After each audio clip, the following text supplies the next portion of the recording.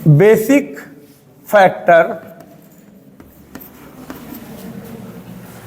Factor of kingship theory of बलवन। बलवन की राजस्व सिद्धांत के मूलभूत तत्व क्या थे? प्रोफेसर के निजामी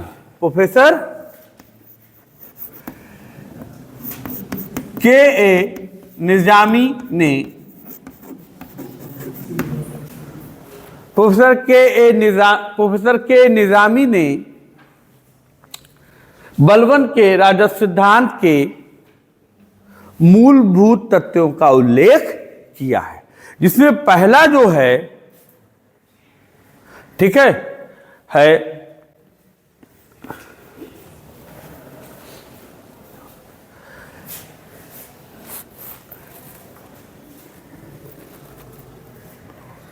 नियाबत खुदाई और जिल्ले अल्लाह।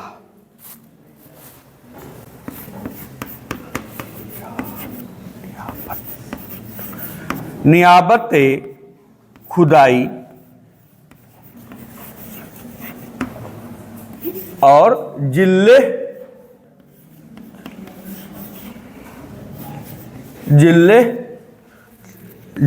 अल्लाह। पहला जो महत्वपूर्ण तत्व है जो कि प्रोफेसर के निजामी ने दिया है, बताया है कि बलवन के राजस्व सिद्धांत का पहला महत्वपूर्ण तत्व नियाबत खुदाई और जिल्ले अल्लाह है। नियाबत खुदाई का मतलब है गॉड का रिप्रेजेंटेटिव, ठीक है। नियाबत खुदाई का जो मतलब है गॉड का, ईश्वर का प्रतिनिधि, ठीक है। पहले का क्या मतलब है? ईश्वर का प्रतिनिधि।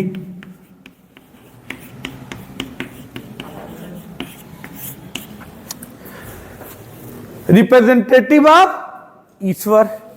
और जिल्ले अल्लाह का मतलब है ईश्वर का प्रतिबिंब। ईश्वर का प्रतिबिंब। तो रिप्रेजेंटेटिव ऑफ गॉड और शैडो ऑफ गॉड। तो बलवन ने बहुत ही चालाकी से बताया कि वह क्या है, गॉड का जो है गॉड का रिप्रेजेंटेटिव है, अल्लाह का प्रतिनिधि है। वह अपनी मर्जी से सुल्तान नहीं बना है। अल्लाह की मर्जी से ही सुल्तान, जिस पे अल्लाह की मर्जी होती है, ब्लेसिंग होती है, वही सुल्तान बन सकता है। और इसीलिए वह सुल्तान बना है। और ईश्वर की मर्जी से, ईश्वर के प्रतिनिधि के रूप में वह है। जिस तरीके से गॉड अल्लाह का विरोध नहीं हो सकता है, उसी तरीके से सुल्तान का भी विरोध नहीं हो सकता, क्योंकि सुल्तान गॉड की मर्जी से बना है। दूसरा ईश्वर का प्रतिबिंब है। सुल्तान क्या है? ईश्वर का प्रतिबिंब है, शैडो है,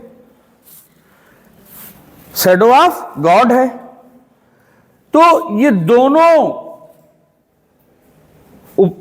उपाधि अपने आप को देकर उसने साबित कर दिया कि वह सुल्तान की मर्जी से है और सुल्तान का प्रतिबिंब है। सुल्तान जो है ईश्वर का प्रतिबिंब है, ईश्वर की छाया है और उसका विरोध नहीं किया जा सकता। उसने कहा कि वह धरती पर जो है प्रॉफिट के बाद है, पैगंबर के बाद है, पैगंबर के बाद है। और अब ये जो इमेज उसने बनाने की सुल्तान की कोशिश की, उससे सुल्तान की पद प्रतिष्ठा और गरिमा में बहुत वृद्धि हो गई, क्योंकि सुल्तान की पद प्रतिष्ठा गरिमा बहुत गिर गई थी। तो अब उसने अपने आप को अल्लाह के प्रतिनिधि से, अल्लाह के शैडो से जोड़ दिया। और गॉड का विरोध नहीं हो सकता है, उसी तरीके से सुल्तान का विरोध नहीं हो सकता है। तो ना नोबल्स रिवोल्ट कर सकते हैं और ना ही जो है पब्लिक रिवोल्ट विद्रोह कर सकती है। दोनों के मन में इस बात को बैठाने का प्रयास किया कि बलबन में जो अयोग्यता थी उसको छिपाने का चालाकी से, बहुत ही स्यूडली जो है उसने मुखौटा पहना, मास्क पहना, और वो मास्क क्या था? डिवाइन थ्योरी थी, और जिसके द्वारा उसने आपको सुरक्षित करने का प्रयास किया था। दूसरा जो है, जो फैक्टर था, वे था दिखौटी, मान मर्यादा और प्रतिष्ठा। दिखौटी, मान मर्यादा और प्रतिष्ठा, एक्सटर्नल डिग्निटी एंड प्रेस्टीज। दूसरा जो फैक्टर था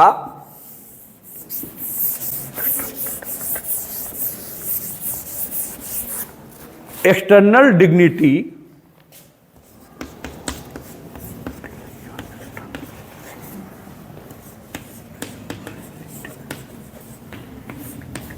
external dignity and Prestige.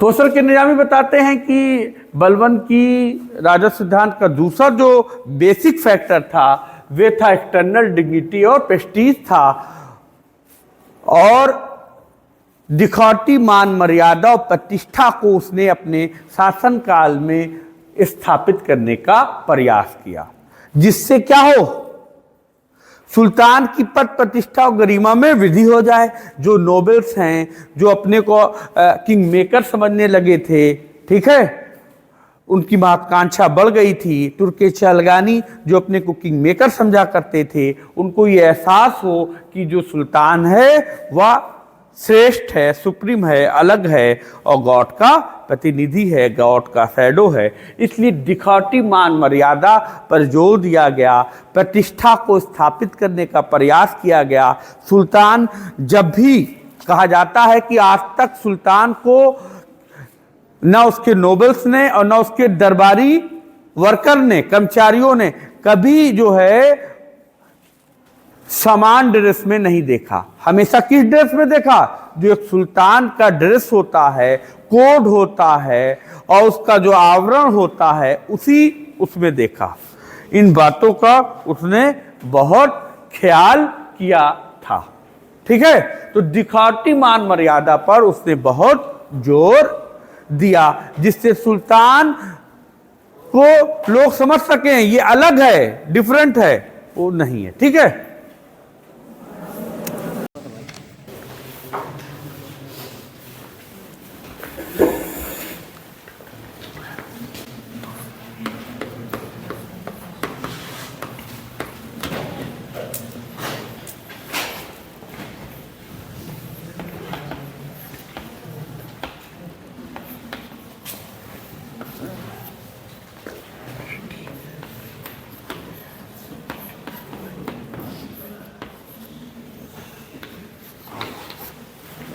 Professor के निजामी का मानना है कि बलबन के ने जो है कि राजद सिद्धांत का दूसरा और जो महत्वपूर्ण, सेकेंड जो इम्पॉर्टेंट बेसिक फैक्टर था, वे था एक्सटर्नल डिग्निटी एंड प्रेस्टीज।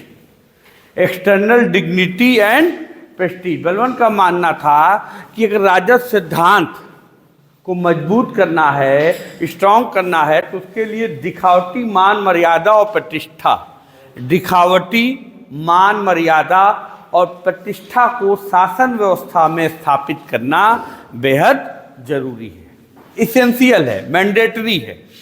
ये क्या है? इसेंशियल है और मैंडेटरी है। और उसने अपने शासनकाल में जो है इस चीज को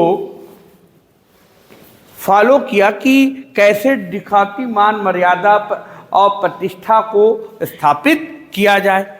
अर्थात कॉमन पीपुल, जो मासेस है, ठीक है, जो मासेस है और जो सुल्तान है, इन लोगों के बीच क्या हो? ग्रेट डिस्टेंस हो, ग्रेट डिस्टेंस, एक बड़ी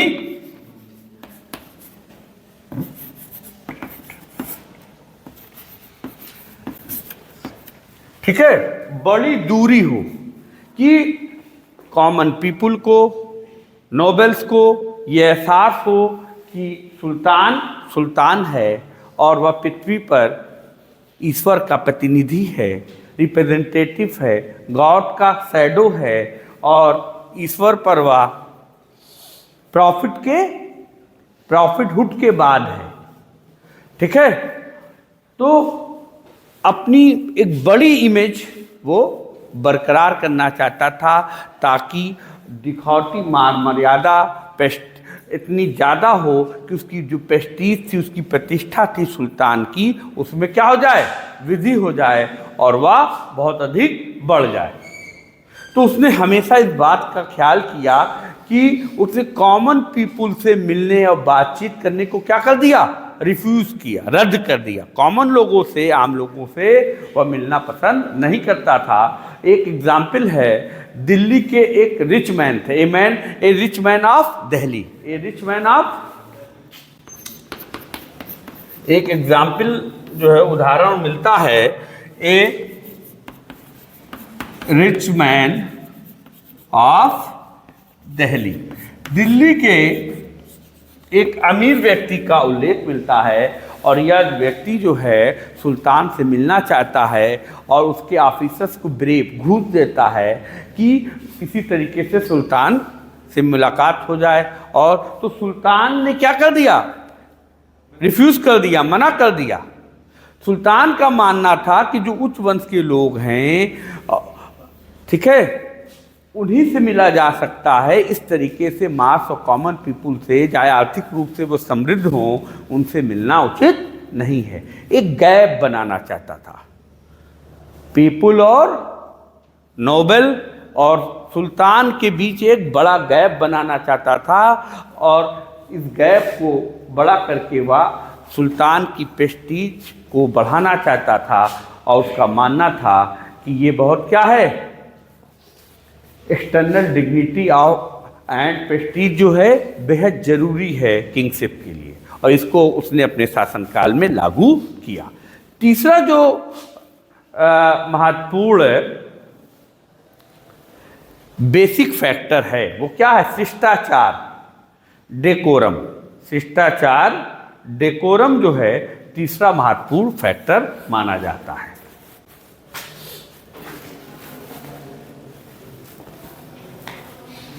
चलो, तीसरा जो है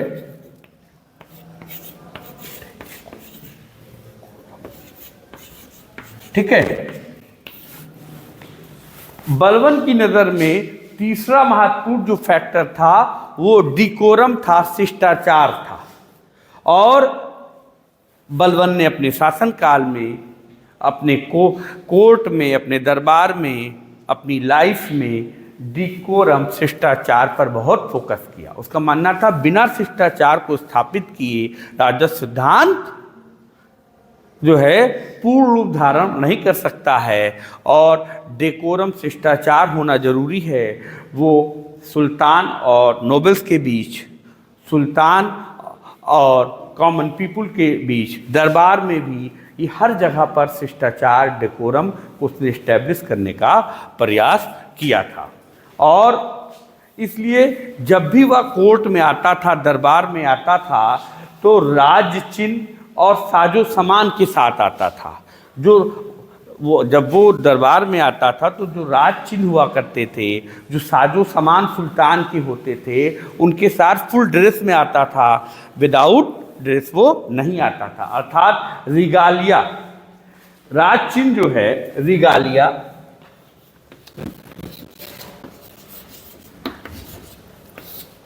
विदाउट रिगालिया के, राज चिन्ह के वह दरबार में एंट्री नहीं करता था।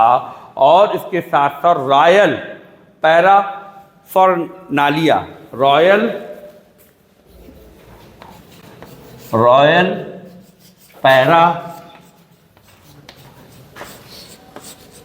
पैराफर्नालिया,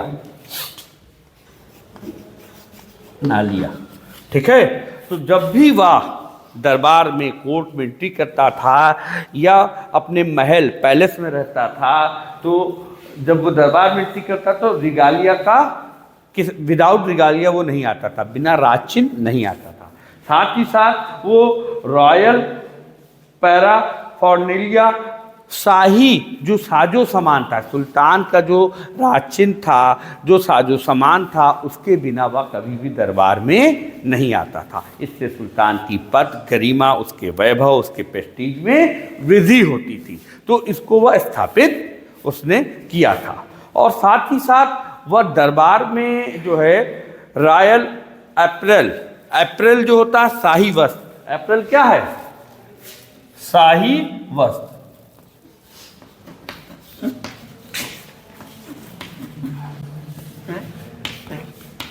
अप्रैल शाही वस्त्र पहन के आता था, सॉक्स पहनता था, मोजा पहनता था, कैप पहनता था। इन सभी के साथ वह आता था कि देखते ही लोगों की नज़र एक सुल्तान की जो पद है, उसकी जो गरिमा है, उसका जो प्रेस्टीज है, लोगों के मन में एक उसकी इमेज बने कि सुल्तान मतलब सुल्तान है। वह आम लोगों से, वह कॉमन पीपुल से, वह नोबल से अलग है। उसका ड्रेसिंग, उसकी स्टाइल, उसकी लिविंग स्टाइल डिफरेंट है।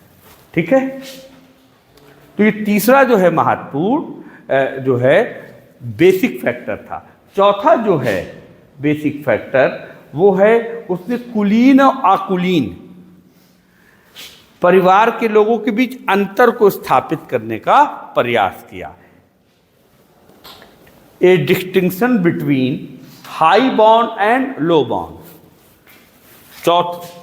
फोर जो उसका बेसिक फैक्टर था वो क्या था?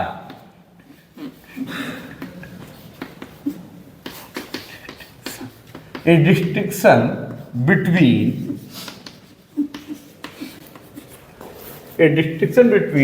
low born, high born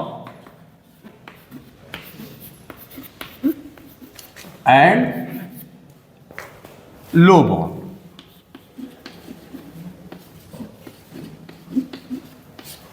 देखिए, चौथा महत्वपूर्ण जो बेसिक फैक्टर था वो ये था कि बलबन ने सदैव अपने एम्पायर में, साम्राज्य में, उच्च कुल में जन्मे लोग और निम्न कुल में जन्मे लोगों के बीच अंतर को क्या किया? फोकस किया, उन पर फोकस किया, उस पर बल दिया।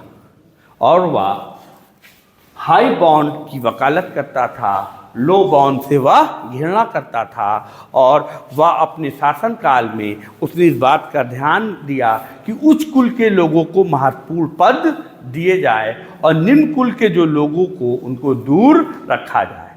वह हमेशा इस चीज़ को इंडिकेट करता था कि जो हाई बॉन्ड के लोग हैं वे ही ज़्यादा महत्वपूर्ण हैं।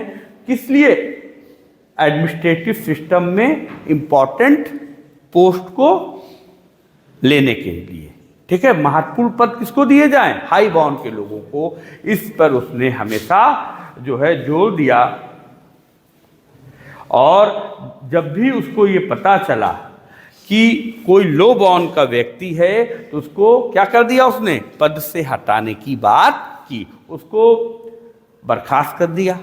एक उदाहरण मिलता है कमाल महियार का। कमाल एक एग्जाम्पल जो है वे कमाल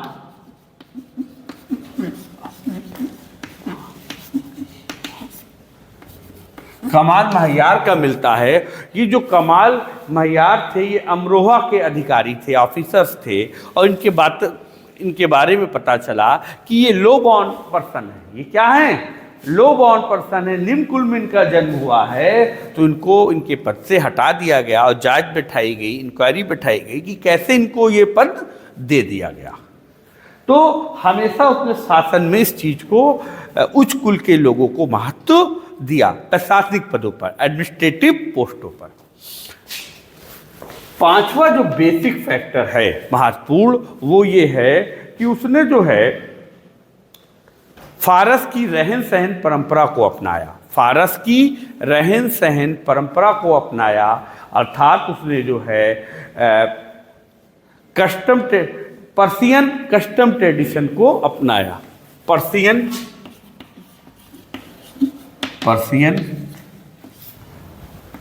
कस्टम ट्रेडिशन। उसने क्या किया, उसने उसका ये मानना था कि किंगशिप के लिए जो पांचवा बेसिक फैक्टर है, तथ्य, वो महत्वपूर्ण ये है कि कैसा हो, पर्शियन कस्टम और ट्रेडिशन को उसने अपने शासनकाल में अपनाया, अर्थात जो फारस की रहन सहन परंपरा थी, ठीक है, जो ट्रेडिशन था, जो परंपरा थी, जो शिष्टाचार था, उसको अपने शासनकाल में लागू करने की बात की। बिना पर्शियन ट्रेडिशन के किंगशिप को ऊपर नहीं बढ़ाया जा सकता है। जब वह रूलर नहीं था, तो जो उसने अपने सन, जो बेटे, उदाहरण के तौर पर फॉर एग्जाम्पल, जब वह रूलर शासक नहीं था, सुल्तान नहीं बना था, तो उसने अपने बेटों के नाम क्या रखे, महमूद और मोहम्मद, महमूद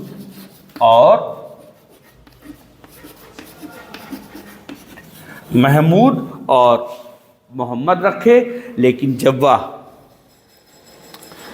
रूलर बन गया, सुल्तान बन गया, और उसके बाद उसने जो उसके ग्रैंड सन थे, ठीक है, जो ग्रैंड सन थे, उनका नाम कैकुबात, कैखुसरो, कयाउस रखा। कैकुबात, कैखुसरो और कयाउस रखा। और उसने जो है, जो फारस में, पर्सिया में जो ससानी डायनेस्टी थी, उस डायनेस्टी में जो है राजस्व सिद्धांत अपने चरमोत्कर्ष पर पहुंचा था। तो उस राजस्व सिद्धांत को उसने अपने शासनकाल में अपनाया और अपने जो है ग्रैंड सन के नाम सन के नाम महमूद और मोहम्मद रखा, और ग्रैंड सन के नाम कैकुबात, कैखुसरो और कयाउस रखा। इस तरीके से उसने अपने शासन व्यवस्था, अपने दरबार, अपने लिविंग स्टाइल में पर्शियन कस्टम और ट्रेडिशन को फॉलो किया। उसका मानना था कि बिना पर्शियन कस्टम और ट्रेडिशंस के किंगशिप थ्योरी को फॉलो नहीं किया जा सकता है, उसे लागू नहीं किया जा सकता है, क्योंकि पर्शियन में ही किंगशिप थ्योरी अपने चरमोत्कर्ष पर पहुंची थी, और ख़ासतौर से जो ससानी डायनेस्टी थी उसके काल में किंगशिप थ्योरी अपनी स्ट्रीम तक पहुंच गई थी। तो ये 5, अब 6 जो 6 बेसिक फैक्टर है वो जस्टिस है। क्या है? जस्टिस। तो बलबन ने जो है अपने शासनकाल में जस्टिस पर बहुत जोर दिया। बलबन का मानना था कि जो एब्सोल्यूट मोनार्की है इसमें जस्टिस, न्याय का होना बेहद जरूरी है। तो बलबन ने हार्श जस्टिस या हार्ड जस्टिस, कठोर न्याय पर जोर दिया, और अपनी शासन व्यवस्था में उसका मानना था कि जो कॉमन पीपुल हैं, जो मास है, इनजस्टिस उसके खिलाफ नहीं होना चाहिए। ठीक है, जो कॉमन पीपुल हैं, जो देखिए एडमिनिस्ट्रेशन में तो हाई लोगों को महत्व दे रहा है, लेकिन जो जस्टिस की बात है, न्याय की बात है, तो वहाँ कॉमन लोगों पर भी उसका मानना था कि जो कॉमन लोग हैं, जो मासेस हैं, उनके खिलाफ क्या नहीं होना चाहिए? इनजस्टिस नहीं होना चाहिए। ऐसे कई एग्जाम्पल मिलते हैं। फॉर एग्जाम्पल, जब किसी, और उसका ये मानना था कि चाहे उसके रिलेटिव हो, ठीक है, रिलेटिव हो या उसके कौन हो, ऑफिसर हो,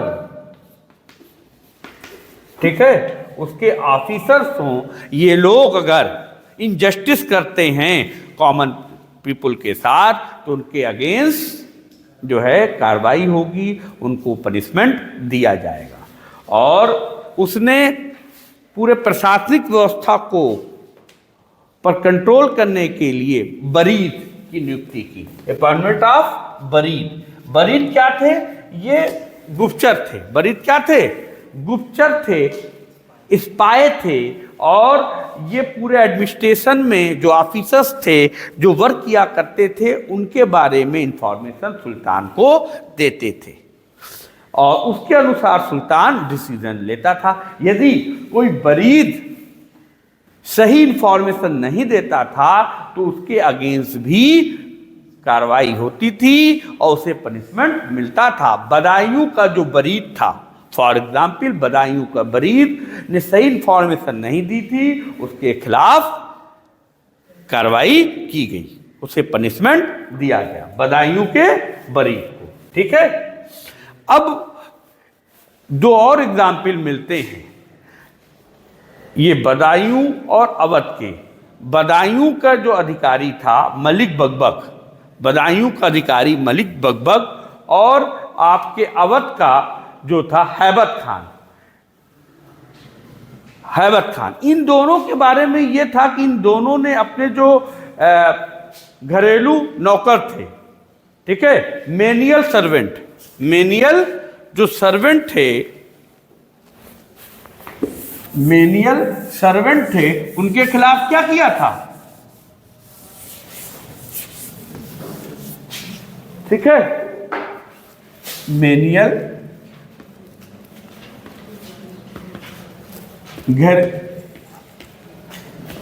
मेनियल सर्वेंट, घरेलू जो सर्वेंट थे, उनको कठोर दंड दिया था, कठोर पनिशमेंट दिया था, उनके खिलाफ कार्रवाई की थी, उनका शोषण किया था। जब बलवन को उसकी जानकारी हुई तो इन दोनों ऑफिसर्स के खिलाफ बलवन ने, इन दोनों ऑफिसर्स को बलवन ने पनिशमेंट दिया। तो इस तरीके से न्याय व्यवस्था को, कठोर न्याय व्यवस्था, हैरस या हार्ड जस्टिस को स्थापित करके उसने प्रशासन में आम लोगों को, कॉमन पीपुल को न्याय दिलाने की कोशिश की। और ठीक है, ये उसकी एक महत्वपूर्ण बेसिक फैक्टर था राजस्व सिद्धांत का। इसके साथ साथ फिर बलवन का दरबार, कोर्ट ऑफ बलवन, कोर्ट ऑफ बलवन। देखिए,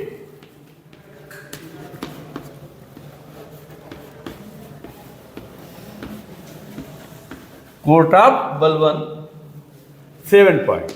कोर्ट ऑफ बलवन ने अपने दरबार को, बलवन का मानना था किंगशिप थ्योरी को के अंतर्गत राजा के वैभव को बढ़ाने के लिए, प्रेस्टीज के बढ़ाने के लिए बेहद जरूरी है कि जो कोर्ट हो सुल्तान का दरबार, उसके वैभव को बढ़ाया जाए, उसके वैभव को बढ़ाया जाए, उसके प्रेस्टीज को बढ़ाया जाए, उसके डेकोरेशन को बढ़ाया जाए। और बलवन ने अपने कार्यकाल में अपने दरबार को जो है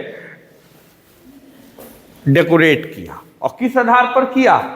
बलवन ने अपने दरबार को सासानी डायनेस्टी और के आधार पर डेकोरेट किया और अपने आप को अफरासियाब डायनेस्टी का बताया।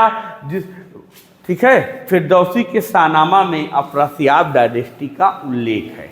और इस अफरासियाब डायनेस्टी में राजस्व सिद्धांत को आगे बढ़ाया गया था और उसके दरबार को भी बहुत सुसज्जित किया गया था। इन सारी व्यवस्था को, जो ईरानी परंपरा ट्रेडिशन की व्यवस्था थी, बलवन ने अपने दरबार में बढ़िया कालीन, कारपेट बिछाई गई और डेकोरेट किया गया। और सुल्तान जब बैठा करता था तो उसका जो सिंहासन था उसको डेकोरेट किया गया और उसके अगल बगल उसके बॉडीगार्ड हुआ करते थे। और ये जो बॉडीगार्ड थे न्यूड स्वॉर्ड, नंगी तलवारें लिए रहा करते थे और बहुत स्ट्रांग देखने में दिखते थे। तो इस तरीके का दरबार, और जब वह बाहर निकलता था तो एक बड़े समूह के साथ निकलता था, जिससे उसका आभा मंडल जो वैभव था वो महत्वपूर्ण हो जाता था। और सुल्तान का जो चेहरा था, जो फेस था, ठीक है, सुल्तान का जो फेस था वो कैसा था? लंबा था। और सुल्तान की जो बियर्ड थी, ठीक है, बियर्ड, दाढ़ी, वो भी लंबी थी। और सुल्तान का जो मुकुट था, क्रोन, ठीक है, तो फेस, बियर्ड और क्रोन, ये क्या बनाता था? उसकी जो बियर्ड थी वो लंबी थी, उसका क्रोन लंबा था, चेहरा लंबा था। तो ये एक आभा मंडल, प्रभा मंडल बनाता था, जिसे हैलो कहते हैं। क्या कहते हैं? हैलो या ऑरा। किसका निर्माण करता था?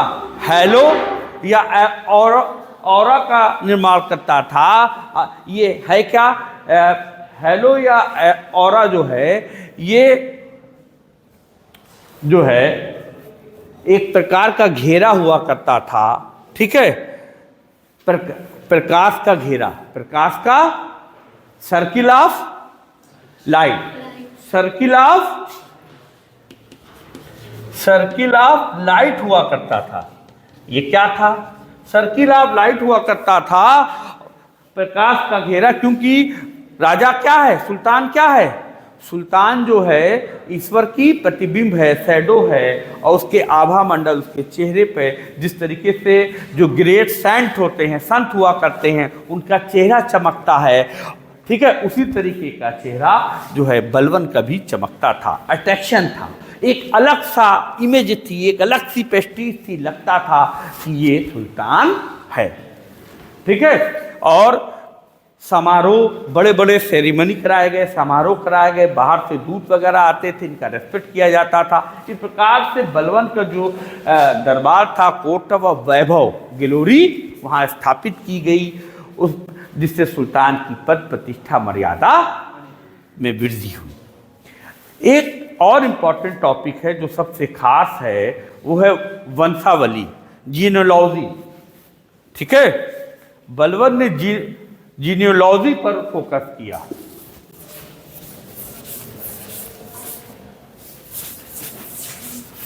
किस पर फोकस किया?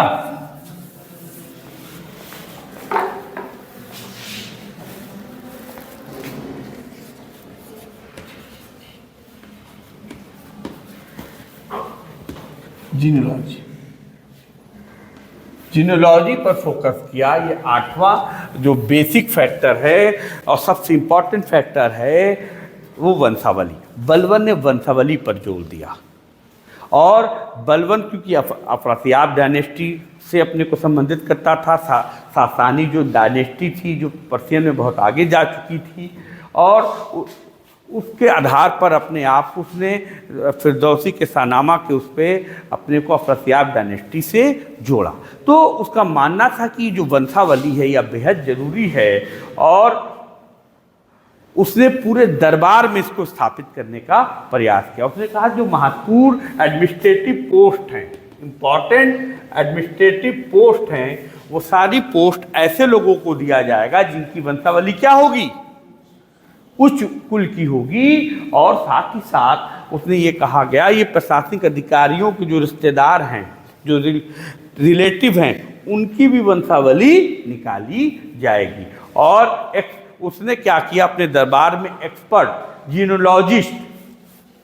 जीनियोलॉजिस्ट जो है वंशावली के जो एक्सपर्ट थे उनकी नियुक्ति की, ताकि सभी प्रशासनिक अधिकारियों की भी वंशावली निकाली जाए, ठीक है, क्योंकि उच्च कुल के लोग ही महत्वपूर्ण पदों पर रहेंगे। इस तरीके से बलवन ने जो है राजस्व सिद्धांत को अपनाकर, किंगशिप थ्योरी को अपनाकर, राजा की जो पद प्रतिष्ठा, जो पोस्ट थी, जो इमेज थी, जो प्रेस्टीज थी, जिसमें गिरावट आ गई थी, उस गिरावट को दूर करने का प्रयास किया। उसके वैभव को, उसकी ग्लोरी को, उसकी प्रेस्टीज को, उसकी इमेज को रीस्टैब्लिश करने का प्रयास किया। बलवन ने बहुत ही चालाकी से किंगशिप थ्योरी स्थापित करके सुल्तान, ठीक है, पीपुल और नोबेल, ठीक है, और गॉड, सुल्तान, पीपुल और नोबेल के बीच क्या स्थापित किया?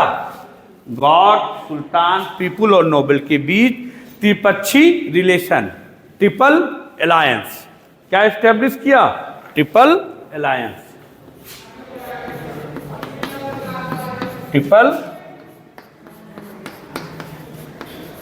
ट्रिपल अलायंस स्थापित किया। और यह बताने की कोशिश की कि जो गॉड है, गॉड का रिप्रेजेंटेटिव सुल्तान है, और जो पीपुल है, जो नोबेल हैं, ये इसके आर्डर को फॉलो करें और प्रत्येक एवरी टाइम, प्रत्येक समय ये गॉड जो है सुल्तान को डायरेक्शन देते हैं। सुल्तान को क्या देते हैं? डायरेक्शन देते हैं, और सुल्तान उस डायरेक्शन को फॉलो करके ही काम करता है। वो अपनी मर्जी से कुछ नहीं करता है। जो गॉड डायरेक्शन देते हैं और उसका गॉड से रिलेशन है और उस हिसाब से वो काम करता है। ये उसने ये बताया कि सुल्तान का जो पद है, सुल्तान का पद जो नोबल ऑफ पीपुल, जनता पर डिपेंड नहीं है, वह गॉड पे डिपेंड है। गॉड की मर्जी से सुल्तान हुआ है। पीपुल और नोबल की कोई भूमिका सुल्तान बनाने में नहीं होती। क्यों? क्योंकि इल्तुतमिश के सक्सेसर के समय में जो कि नोबल्स थे, उनकी महत्वाकांक्षा एम्बिशियस बढ़ गई थी और तुर्क चलगानी के अंतर्गत भी लोग क्या सुल्तान किंग मेकर की भूमिका में आ गए थे। तो वह यह दिखाना चाह रहा था और रजिया को लोगों ने सुल्तान चुना था, तो लोगों को और नोबल को दोनों को यह दिखाना चाह रहा था कि ये सुल्तान जो है नोबल की मर्जी से और पीपुल की मर्जी से नहीं बनते। किसकी मर्जी से बनते हैं? गॉड की मर्जी से। तो किंगशिप थ्योरी के अंतर्गत उसने सुल्तान की पद प्रतिष्ठा मर्यादा को बढ़ा दिया और उसका जो राजस्व सिद्धांत था वह 3 चीजों पर टिका था। एक शक्ति पर, प्रतिष्ठा पर, ठीक है, शक्ति, प्रतिष्ठा और न्याय, पीपी और जे। पीपी जे पे टिका था, प्रेस्टीज पे, ठीक है। पहला किस पे टिका था? उसका राजस्व सिद्धांत पावर पर, प्रेस्टीज पावर पर। दूसरा प्रेस्टीज पर टिका था और चौथा जस्टिस पर। तो ट्रिपल अलायंस और पावर, प्रेस्टीज और जस्टिस पर उसका शासन टिका था। उसने जनहित को, वेलफेयर वर्क को महत्वपूर्ण स्थान दिया। वेलफेयर वर्क को उसने क्या किया? वेलफेयर वर्क, जनहित के कार्यों को अधिक महत्व अपने कार्यकाल में दिया था और सुल्तान की पद प्रतिष्ठा मर्यादा, खोई हुई पद प्रतिष्ठा मर्यादा को रिस्टैब्लिश करने का कार्य किया। उसे पूर्ण सफलता इस कार्य में मिली और जो बलबन की महत्वपूर्ण उपलब्धि के रूप में जाना जाता है। और अनेक इतिहासकार बलबन के राजस्व सिद्धांत की भूरी भूरी प्रशंसा करते हैं, जिसमें से 2-3 नाम आपको मैं बता दे रहा हूँ। अवध बिहारी पांडे, प्रोफेसर अवध बिहारी पांडे का मानना है, प्रोफेसर अवध बिहारी पांडे,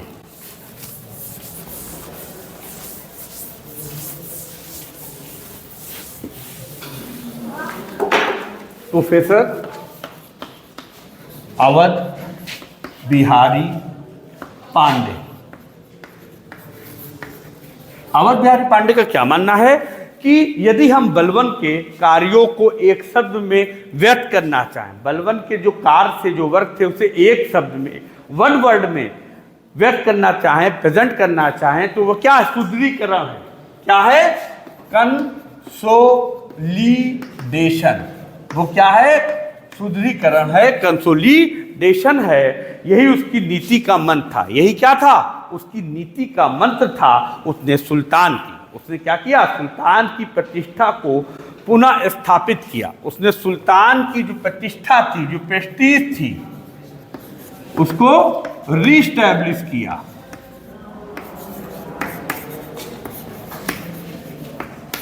उसने सुल्तान की प्रतिष्ठा को रीस्टैब्लिश किया, या उसकी महान सफलता थी। It was the great success, ठीक है, of him.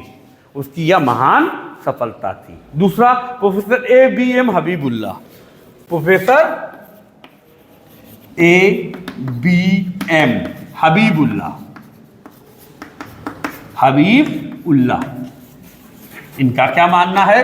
Professor ABM Habibullah का मानना है कि बलबन का एकमात्र और महानतम कार्य राज्य में, बलबन का एकमात्र और महानतम कार्य राज्य में सल्तनत अर्थात बादशाहत को पुनः श्रेष्ठतम स्थान प्रदान करना था। पुनः श्रेष्ठतम स्थान, सुप्रीम जो है प्लेस जो है प्रदान करना था। और प्रोफेसर के निजामी का क्या मानना है? प्रोफेसर के निजामी, प्रोफेसर के निजामी का मानना है कि इस क्षेत्र में उसने कुतुबुद्दीन ऐबक और इल्तुतमिश द्वारा आरंभ किए गए कार्यों की पूर्ति की। इस क्षेत्र में उसने जो है ऐबक, ठीक है, और इल्तुतमिश के द्वारा किए गए कार्यों की पूर्ति की। इल्तुतमिश ने सुल्तान के पद को स्थापित किया था, परंतु उसकी शक्ति जो थी वे तुर्की गुलाम सरदारों की शक्ति पर टिकी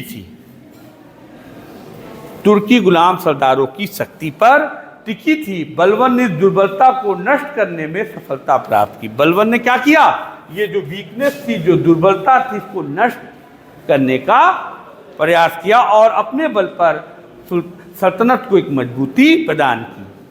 अब एक और इतिहासकार हैं ईश्वर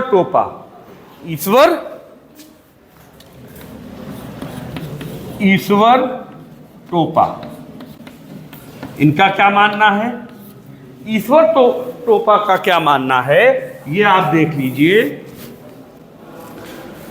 ईश्वर टोपा का मानना है बलबन का राजस्व सिद्धांत, बलबन का जो राजस्व सिद्धांत है वह संकीर्ण भौतिकवादी तथा निरंकुश न था। बलबन का जो किंगशिप थ्योरी थी वे संकीर्ण नहीं थी, नैरो माइंडेड नहीं थी, वे मैटेरियलिस्टिक नहीं थी, भौतिकवादी नहीं थी और ना ही निरंकुश थी, एब्सोल्यूट थी, बल्कि थी क्या? उसने एक नैतिक सिद्धांतों, मोरल जो है थ्योरी को पर बल दिया। अपने राजत्व के आधार पर ही उसने जन कल्याण तथा निष्पक्ष न्याय की व्यवस्था की। अपने राजत्व के आधार पर उसने जन कल्याण, वेलफेयर, जन कल्याण और निष्पक्ष न्याय, फेयर जस्टिस को स्थापित करने का प्रयास किया था। इस प्रकार हम कह सकते हैं बलबन ने राजस्व सिद्धांत को अपनाकर सुल्तान की खोई हुई पद प्रतिष्ठा, लॉस्ट प्रेस्टीज को स्थापित किया, उसके वैभव को स्थापित किया, सुल्तान की पद गरिमा को बढ़ाया ही, साथ ही साथ साम्राज्य को भी स्ट्रॉन्ग किया और नोबेल्स पर, जनता पर कंट्रोल किया और ये जो किंग मेकर थे उन पर कंट्रोल किया और ये बताने की कोशिश की कि साम्राज्य में जो है सुल्तान ही सुप्रीम पावर है। ठीक है।